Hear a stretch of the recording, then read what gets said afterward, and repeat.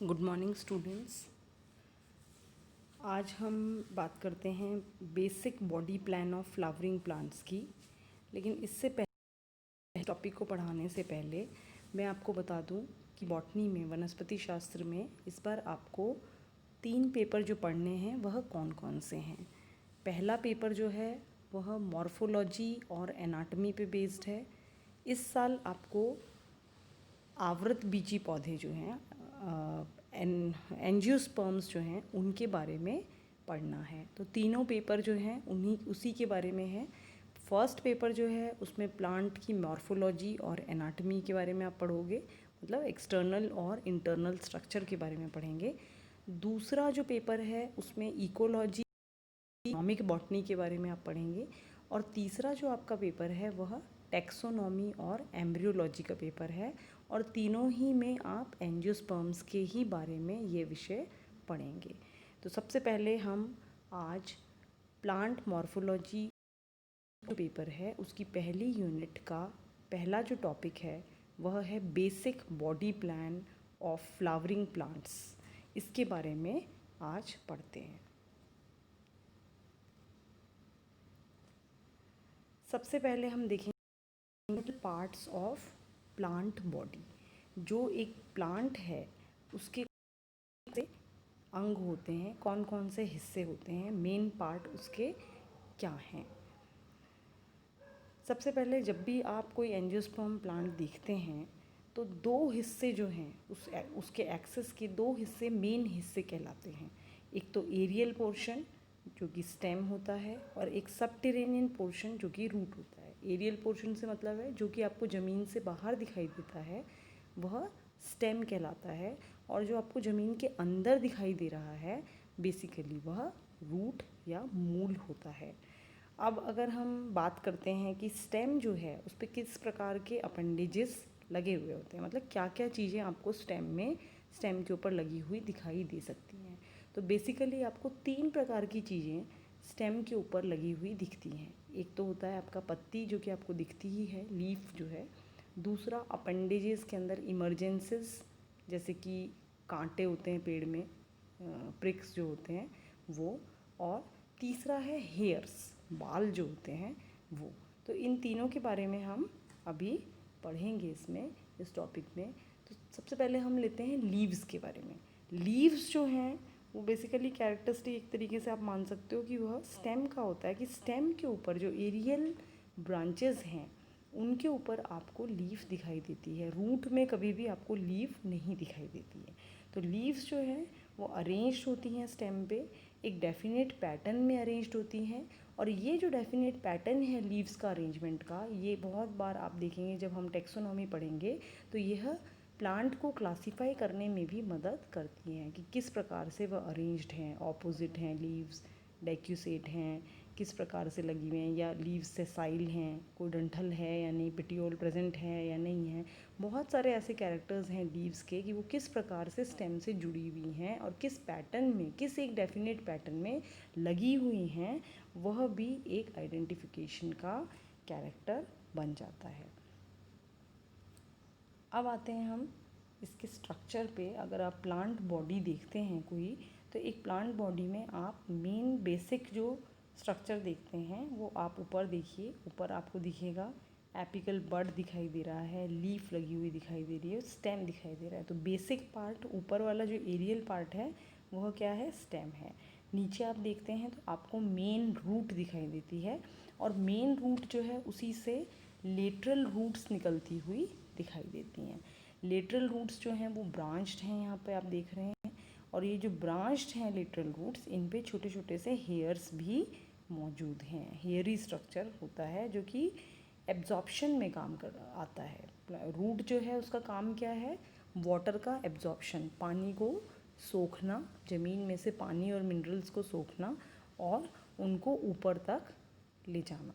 तो यह काम होता है, और इसको करने के लिए रूट्स जो हैं आप देखेंगे जितनी ज़्यादा मरुभूमि होती है, जितना जहाँ पे ऐसा इन्वायरमेंट होता है जहाँ पे पानी कम पाया जाता है, वहाँ पे प्लांट की जो रूट्स हैं वो बहुत ही डीप होती हैं, बहुत ही गहरी रूट्स होती हैं। क्यों?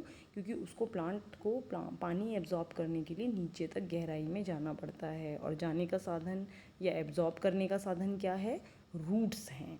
तो आप देखेंगे सबटेरेनियन या अंडरग्राउंड पार्ट जो है यहाँ पे रूट है। ऊपर वाला पार्ट अगर आप देखते हैं तो ऊपर वाले पार्ट में आप देखेंगे स्टेम जो है, इस पे आपको लीफ लगी हुई नज़र आ रही है। लीफ को देखते हैं तो लीफ में क्या क्या पार्ट होता है? आपको मिडरिप दिखती है, बिल्कुल बीच में दिख रही है, फिर वेन्स साइड में भी डाइवर्ट हो रही हैं। दूसरा लीफ लैमिना आपको दिखाई दे रहा है, जो चौड़ा पत्ता जो होता है उसको हम कहते हैं लैमिना। और जो वह स्टेम से जुड़ा हुआ होता है, आप बीच में देख रहे हैं पेटियोल यहाँ पे लेवल कर रखा है, पेटियोल होता है। लीफ और स्टेम के बीच में एक्सिलरी बड्स पाई जाती हैं, नई बड्स जो हैं वो इनके बीच में निकलती हैं लीफ और स्टेम के बीच में।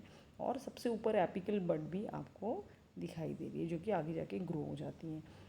इसी प्रकार से लीफ के अलावा आपको दिख रहे हो कांटे जैसा, कांटेनुमा एक स्ट्रक्चर है जिसको इमरजेंस कहा है। तो ये कांटे जो हैं ये भी आपको रूट में नहीं दिखाई देते, आपको कहाँ दिखाई देते हैं? स्टेम पे दिखाई देते हैं। हेयर्स आपको रूट पे भी दिखाई देते हैं, स्टेम पे भी दिखते हैं, इवन लीव्स पे भी आपको ये दिखाई दे सकते हैं। तो ये एक बेसिक स्ट्रक्चर है किसी भी प्लांट का। इसमें भी आप देखिए, आप इसमें स्टेम जो है वो डिफरेंशिएटेड होता है, डिवाइडेड होता है एक तरीके से, या डिफरेंशिएटेड होता है नोड और इंटर नोड में। आपको नोड्स दिखाई दे रही हैं, नोड्स वो पार्ट है जिसके ऊपर की, जिसमें से कि लीव्स निकलती हुई आपको दिखाई दे रही हैं। और दो जो नोड हैं उनके बीच का जो पार्ट होता है उसको हम इंटर नोड कहते हैं। नोड के पार्ट से जहाँ लीफ निकल रही है वहाँ देखेंगे लीफ और स्टेम जो है उसके बीच का जो पार्ट है वो पेटियोल कहलाता है, और बाकी लीफ उससे जुड़ी हुई रहती है। तो ये है बेसिक स्ट्रक्चर, ये basic body plan of a plant. Appendages की हम बात कर रहे थे। अपेंडिजेस में हम पहला 3 प्रकार के अपेंडेज बता रहे हैं हम। पहला अपेंडेज हमने लीफ के बारे में पढ़ा है। सेकेंड अपेंडेज यहाँ पे हम पढ़ेंगे वह है इमरजेंसेस। इमरजेंसेस से मतलब है जैसे कि प्रिकल्स, स्पाइन, जो कांटे होते हैं, जैसे रोज़ में आपने देखा है कांटे हैं, तो वो कांटे जो हैं वह भी एक तरीके से अपेंडेज है, जो कि किस पे लगा हुआ होता है? मोस्टली स्टेम पे लगा होता है। किससे बनता है वो? It includes outer layer of stem, cortex and epidermis. जब आप इंटरनल स्ट्रक्चर पढ़ेंगे, एनाटॉमी जब मैं आपको पढ़ाएंगे, तो आप देखेंगे सबसे आउटर मोस्ट लेयर जो है किसी भी प्लांट की, अगर हम टीएस काट के देखते हैं तो वह क्या होती है? इपिडर्मिस होती है। और उसके अंदर कुछ प्लांट्स में आप देखेंगे हाइपोडर्मिस की लेयर पाई जाती है, नहीं तो कॉर्टेक्स आ जाता है सीधे। तो आउटर लेयर्स में कॉर्टेक्स और इपिडर्मिस से क्या बनता है? कुछ प्रिकल्स बनते हैं, जैसे कि उदाहरण के लिए रोज़ प्लांट, गुलाब के फूल में जो कांटे आपने देखे हैं वह। तीसरा अपेंडेज अगर हम बोलते हैं वह है हेयर्स।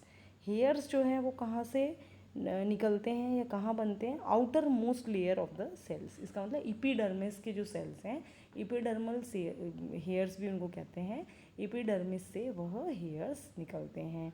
तो यह 3 प्रकार के अपेंडेजेस हमने यहाँ पे देखा। तो बेसिक जो बॉडी है प्लांट बॉडी, उसमें दो मेन हिस्से हैं। स्टेम जो कि ऊपर की तरफ बढ़ता है, एरियल होता है, नीचे अंडरग्राउंड रूट। तो 2 पार्ट में हमने विभाजित कर दिया, स्टेम एंड रूट। फिर हमने कहा कि स्टेम जो है उस पर डिफरेंट टाइप ऑफ अपेंडेजेस पाए जाते हैं। तो उन अपेंडेजेस में हमने 3 प्रकार आपको बताए। पहला लीफ, दूसरा इमरजेंसेस, और तीसरा हेयर्स। ठीक है। तो इमरजेंसेस एंड हेयर्स जो हैं they occur on both axis and leaves. ये आपको लीव्स पे भी मिल सकते हैं और मेन एक्सिस जो है आपका स्टेम पे भी मिल सकते हैं, यूजुअली विदाउट डेफिनेट अरेंजमेंट। और इनका कोई अरेंजमेंट नहीं होता। जैसे कि लीफ के बारे में आपको मैंने कहा कि डेफिनेट अरेंजमेंट होता है, जो कि एक आइडेंटिफिकेशन का कैरेक्टर भी है, जिससे कि आप बहुत सारे प्लांट्स को पहचान भी सकते हो, हेल्पफुल है वो। टेक्सोनॉमी आप जब पढ़ेंगे तब उसमें आप देखेंगे। लेकिन हेयर्स और स्पाइंस जो हैं, प्रिकल्स जो हैं, वो कोई डेफिनेट पैटर्न में नहीं लगे हुए होते, वो ऐसे ही सरफेस के ऊपर लगे हुए हो सकते हैं। वो लीफ पे भी लगे हुए हो सकते हैं, या फिर वह आपको स्टेम पे भी लगे हुए नज़र आते हैं। अब आते हैं हम डेवलपमेंट ऑफ प्लांट बॉडी। पहले तो हमने फंडामेंटल पार्ट्स देखे प्लांट बॉडी के, अब प्लांट बॉडी जो है वो किस प्रकार से डेवलप होती है ये हम देखेंगे। कोई भी वस्कुलर प्लांट जो है वो सिंपली आप देखेंगे कि यूनिसेलुलर जाइगोट जो कि डिप्लॉइड स्ट्रक्चर होता है उससे बनता है। और जाइगोट जो है वो क्या देता है, युग्मनज जिसको हम कहते हैं, युग्मनज जो है वो बनाता है। और भ्रूण कहाँ होता है, सीड में होता है। तो जब आप सीड ग्रो करते हैं तो सीड का जर्मिनेशन होता है, अंकुरण होता है, और दो चीज़ें बनती हैं उससे, शूट एंड रूट। डेवलपमेंट जब स्टार्ट होता है, डेवलप जब होता है शूट और रूट, तो उसमें डिफरेंट टाइप के डिवीजन होते हैं, सेल डिवीजन होते हैं और विभाजन होता है। और विभाजन होने से वह बहुत सारे सेल बनाता है। और पहले शुरू में डिवीजन होता है और बाद में उन सेल्स का डिफ्रेंसिएशन हो जाता है। कहने का तात्पर्य, डिफ्रेंसिएशन से मतलब होता है कि सेल जो है वो पर्टिकुलर सेल एक पर्टिकुलर फंक्शन के लिए एक पर्टिकुलर सेल पर्टिकुलर फंक्शन करता है। जैसे कुछ सेल रूट बना देते हैं, रूट कुछ सेल से रूट बन जाती है, कुछ से शूट बन जाती है, कुछ लीफ में परिवर्तित हो जाते हैं, कुछ सेल जो हैं वो जाइलम बन जाते हैं, कुछ फ्लोएम बनाते हैं, मतलब वह डिफ्रेंशिएट हो जाते हैं। कुछ स्क्लेरेनकाइमा सेल्स बन जाते हैं, है ना, कुछ पैरेनकाइमा सेल्स रह जाते हैं, कुछ क्लोरेनकाइमा बन जाते हैं। इट मीन्स कि सेल का डिफ्रेंसिएशन हो गया है, अब वह डिवाइडिंग सेल नहीं रह गया है, वो डिफ्रेंशिएटेड सेल हो गया है। और जब वो डिफ्रेंशिएटेड सेल हो जाता है तब क्या होता है, एक से अधिक सेल मिलके और क्या बनाते हैं, ग्रुप ऑफ सेल्स जो हैं वो टिश्यू बना लेते हैं, और टिश्यू से ऑर्गन फॉर्म हो जाता है, और ऑर्गन जो है वो अपना अपना फंक्शन करता है। तो इस प्रकार से सेल जो है, प्लांट जो है, वह एक सेल से बना, लेकिन एक सेल से मतलब जाइगोट से बना है, जाइगोट से एम्ब्रियो बना, एम्ब्रियो से सीड फॉर्मेशन हुआ है, और सीड जो है उससे नया प्लांट बनता है तब शूट और रूट बनता है, और उनके अंदर सेल डिवीजन होता है और डिफ्रेंसिएशन होता है, और डिफरेंट ऑर्गन्स उसके फॉर्म हो जाते हैं। कुछ शुरुआत में आपने देखा होगा, जब भी आप कोई प्लांट उगाते हो, ग्रो करते हो, तो पहले वह वेजिटेटिव ग्रोथ करता है, मतलब पौधा पहले छोटा होता है तो वह बढ़ेगा, पहले उसकी ग्रोथ होगी, और बाद में जो है वह रिप्रोडक्टिव स्टेज में आता है। कहने का तात्पर्य कि बाद में उसमें फ्लावरिंग होती है, फ्रूटिंग होती है, फूल लगता है, फल बनता है, बीज बनता है। तो सबसे पहले वेजिटेटिव ग्रोथ जो है, कायिक वृद्धि जो है वह ज़रूरी है। वृद्धि होने के बाद उसमें रिप्रोडक्शन शुरू होता है। तो यह एक तरीके से हम मान सकते हैं डेवलपमेंट ऑफ प्लांट बॉडी किस प्रकार से हो रहा है। अब आते हैं कि पहले जो प्लांट बॉडी में जो फर्स्ट फॉर्म्ड सेल्स होते हैं, जो कि सीड बनने के बाद बनते हैं, वह सारे सेल्स जो हैं उनको हम कहते हैं प्राइमरी प्लांट बॉडी वह बना रहे हैं, है ना। तो प्राइमरी प्लांट बॉडी बना रहे हैं, तो जितने भी सेल यहाँ पे डिफ्रेंशिएट होंगे वह डिफ्रेंशिएटेड सेल प्राइमरी सेल्स ही कहलाएंगे। जैसे कि जाइलम फॉर्म होता है तो हम उसको कहते हैं कि वह प्राइमरी जाइलम बन रहा है। अब हम बात करते हैं, जैसे कि आपने पिछली क्लास में पढ़ा था वस्कुलर क्रिप्टोगेम्स के बारे में। वस्कुलर क्रिप्टोगेम्स से मतलब है टेरिडोफाइट से। टेरिडोफाइट ही ऐसा प्लांट है जो कि क्रिप्टोगेम्स में आता है। क्रिप्टोगेम्स का यहाँ तात्पर्य है ऐसे प्लांट जो कि सीड नहीं बनाते हैं और जिनमें वस्कुलर सिस्टम पाया जाता है। तो वस्कुलर सिस्टम पाया जाने वाला प्लांट और सीड नहीं बनाने वाला प्लांट जो है वो टेरिडोफाइट है। तो वस्कुलर क्रिप्टोगेम्स से मतलब है टेरिडोफाइट से।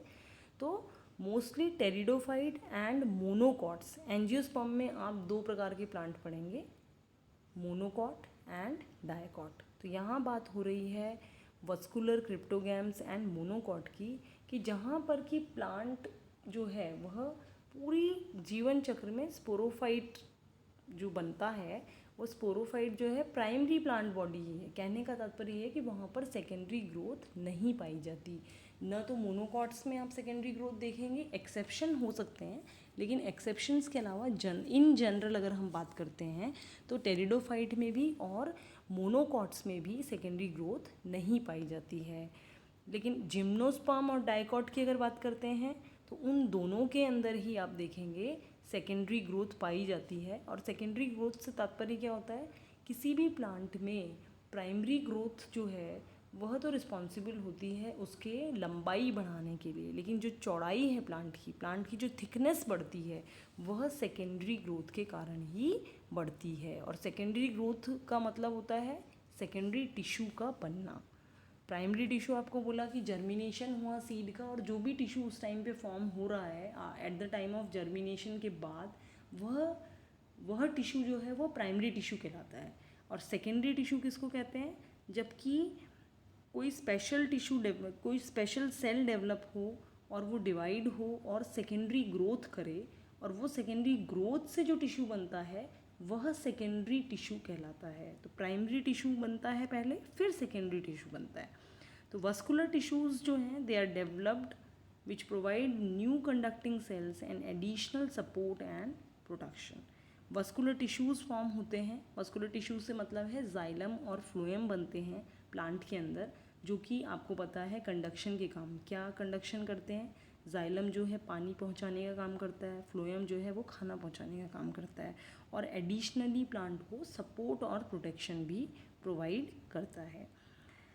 जैसा कि हमने आपको बताया कि जिम्नोस्पर्म और डाइकॉट प्लांट्स जो हैं इनके अंदर सेकेंडरी ग्रोथ पाई जाती है, लेकिन सेकेंडरी ग्रोथ से ऐसा नहीं होता कि प्राइमरी स्ट्रक्चर बिल्कुल चेंज हो जाएगा प्लांट का। नहीं, प्राइमरी स्ट्रक्चर वैसा ही रहेगा, लेकिन उसकी प्लांट की थिकनेस बढ़ जाती है। जैसे कि आपने बड़े पौधे देखे होंगे, एंजियोस्पर्म्स जो हैं, जैसे कि नीम आप देखते हैं, पीपल आप देखते हैं, उसका तना कितना मोटा होता है, बहुत बड़ा मोटा तना होता है। तो वो मोटाई जो है वो किसके कारण आती है? सेकेंडरी ग्रोथ के कारण आती है। और वो सेकेंडरी ग्रोथ कैसे होती है? सेकेंडरी टिश्यू के बनने के कारण होती है। जबकि उसी तरफ दूसरी तरफ में अगर आप मोनोकॉट प्लांट देखेंगे, जैसे कि सीरियल्स हैं, आपका गेहूँ है, मक्का है, बाजरा है, इसका जो स्टेम होता है कितना पतला होता है, थिकनेस नहीं होती है। तो क्यों नहीं होती? क्योंकि इसमें सेकेंडरी ग्रोथ नहीं पाई जाती है, सिर्फ लंबाई में प्लांट बढ़ता है, और जो प्लांट लंबाई में बढ़ता है वह प्राइमरी ग्रोथ ही कर रहा है, सेकेंडरी ग्रोथ उसमें नहीं पाई जा रही है।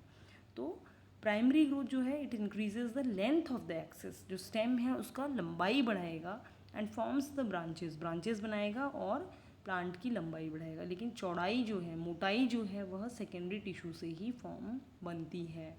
अब स्पेशल टिश्यू जो है, सेकेंडरी ग्रोथ करने वाला टिश्यू यहाँ पर कौन है? सेकेंडरी ग्रोथ करने वाला टिश्यू यहाँ पर कैम्बियम होता है, जो कि सेकेंडरी थिकनिंग को बढ़ाता है, मोटाई को बढ़ाता है। कैम्बियम जो है वो कहाँ बनता है? कैम्बियम जो है वह प्राइमरी जाइलम और प्राइमरी फ्लोएम के बीच में बनता है। आपने अपनी पुरानी क्लासेस में भी पढ़ा होगा, 12वीं में भी पढ़ा होगा कि वस्कुलर बंडल जिसको हम कहते हैं, जिसमें कि आप जाइलम और फ्लोएम पढ़ते हैं, कैम्बियम प्राइमरी जाइलम और प्राइमरी फ्लोएम के बीच में बनता है।